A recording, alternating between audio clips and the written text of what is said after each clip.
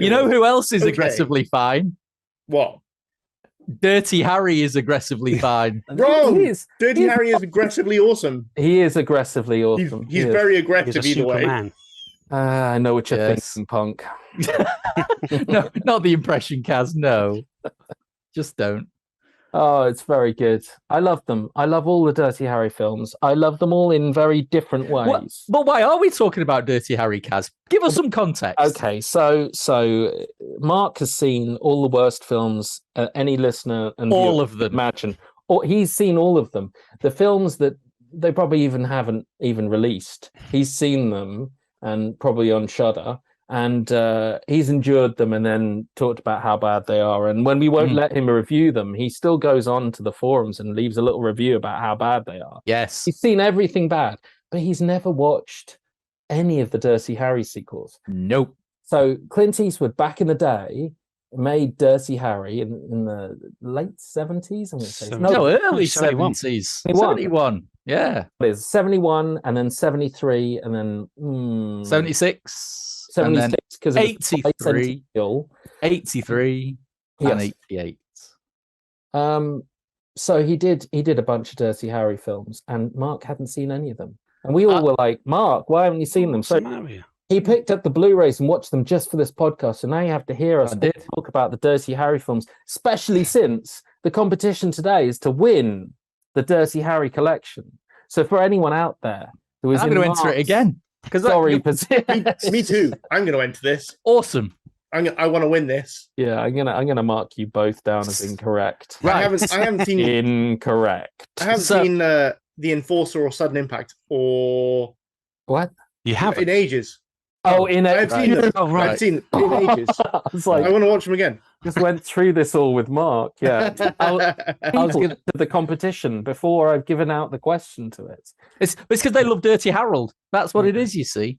So. I watched them all. You lot didn't. I watched them all this week. I watched them in my mind whilst you were watching them. And I was very pleasantly surprised. So I was of the age where Deadpool was my first real sort of understanding of Dirty Harry at that age. And of course, by that point, I was all, who's that old fart who looks like me granddad? I'm not interested in him. I want me Stallone and me Schwarzenegger. So hence, the whole Dirty Harry thing passed me by. You see the first one because it's a classic, and you just get this impression that the sequels are plodding, leaden, the equivalent of cinematic dad rock. Which, given how much I love dad rock, I should really have enjoyed. But anyway, so, however, nothing prepares you for the majesty of Magnum Force. Oh, yes. So that first sequel, where you can see what Warner Brothers were going, they were looking over at MGM and going, "We'll have some of that Bond crap. We'll have some of that, right? Who have we got that can be Bond? I know, Callahan, and the excess that is Magnum Force. I mean, in the first act, Dirty Harry's at the airport. Why? Because it's the best burger in town." And yet he sees a commotion over in the corner of the concourse, and he strolls over and he sticks his head round the door and goes, "What's going on?" And the head of the airport just says to this random stranger, "We've got a hijacking situation." And Harry says, "Have you called the feds?" "Yes, we've called the feds." And he then looks at the camera and goes, "May I make a suggestion?" Yeah. And the next thing, he strolls onto strolls onto the tarmac As the least likely pilot waltzes up into the cabin, takes his seat. They start taxiing, and the co-pilot turns to him and says, "Captain, I don't wish to speak out of order, but can you fly?" And he just turns to him and grins and goes, "Not at all." Bang! And it's that kind of utter insanity that Magnum Force. Honestly, I had no idea, but you can see Cobra in Magnum Force. Hell, you can see Commando in Magnum Force. It is there. If you love your 80s action films, you need to see Magnum Force. It's awesome. Utterly joyous. It's a disused idea from the first, I think, Dirty Harry script. Nice. Malik pitched it, or he was tinkering around with one of the scripts back in the day. It's but, awesome. It's a great idea about corrupt cops, and the notion being that there could be police out there doing vigilante justice on criminals. And exposing a side to Harry, because Harry, of course, in the first movie is a bit of a vigilante. And or is he? Is he just the right side of it?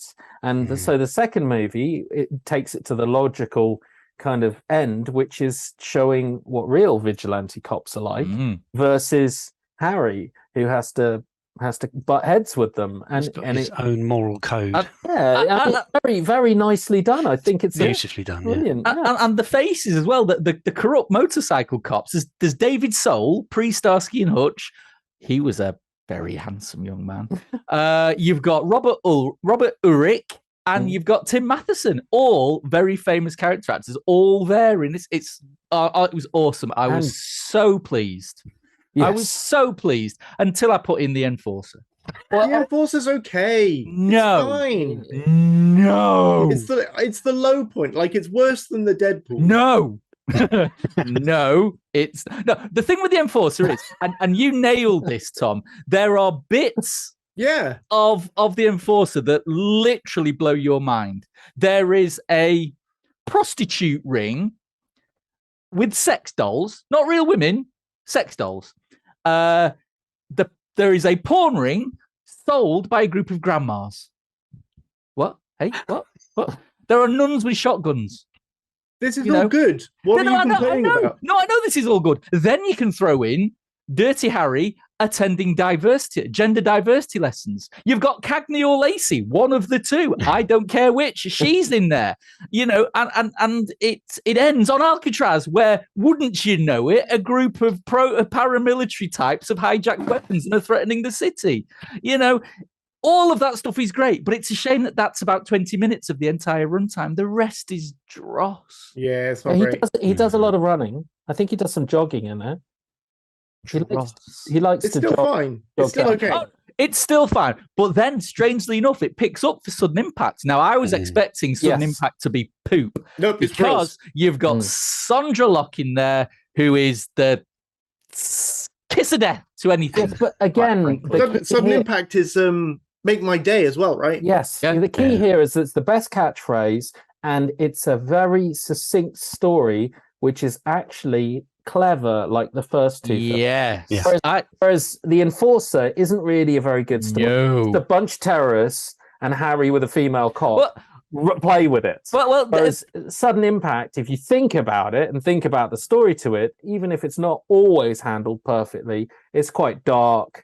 There's a lot of rape, revenge, exploitation themes in there. And it's all, again, it's mixed with Harry's moral compass. Exactly. Yeah, and that's a good take on it. Sudden Impact was awesome. Apart from the dog, apart from the car chase where he hijacks the van belonging to the old folks' home. Yes. So, moments of ill-judged comedy and odd plot lines. I mean, what happened to the organized crime boss who was out to kill him in the first act, who just... But anyway, you're absolutely right. The Sondra Locke thing was a fascinating take on the 70s rape revenge thing. Yeah. You place Callahan in there again, like Magnum Force, where he's almost confronted with a mirror image of himself and his own sensibilities of what will I do for justice. And no, so Sudden Impact was great, and that was it. There was no more Dirty Harry films ever made after that. Okay, fine. The Deadpool's not great. It's not great. It's so bad. It's good though. I totally agree with that. Yeah. Yes. And originally, I think it was planned to be like a second. There was planned to be another one after the Deadpool as well, but that's supposed to be Gran Torino. He said he was too old. Yeah, he was done with it to do it. Which is strange because he did later movies where I think he looks younger and fitter and sharper. He did The Rookie with Charlie Sheen, which is easily a Dirty Harry role, and it could have easily been another Dirty Harry film. When Clint Eastwood, do you know about this? When Clint Eastwood was asked about a Dirty Harry 6, he specifically said, "No, I'm too old for this." And then someone said, like, "Okay, but if you had to," and his ideas were either Harry is retired, standing in a stream and fly fishing, gets tired of using his pole, and kaboom. I don't know what that idea is, but I like it. Would watch. Or Harry is retired and he chases bad guys with his walker. Or still better than the Deadpool. Harry owns a tavern. Guys come in and won't pay their tab, so Harry reaches under the bar and says, "Hey guys, next shot's on me." That one, make that one. Nice.